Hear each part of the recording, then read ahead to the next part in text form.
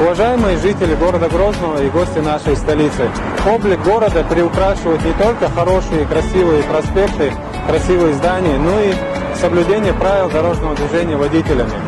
На баланс управления ГИБДД поступило оборудование под названием «Паркон», которое в автоматическом режиме фиксирует нарушение правил стоянки и остановки транспортных средств на проезжей части дороги.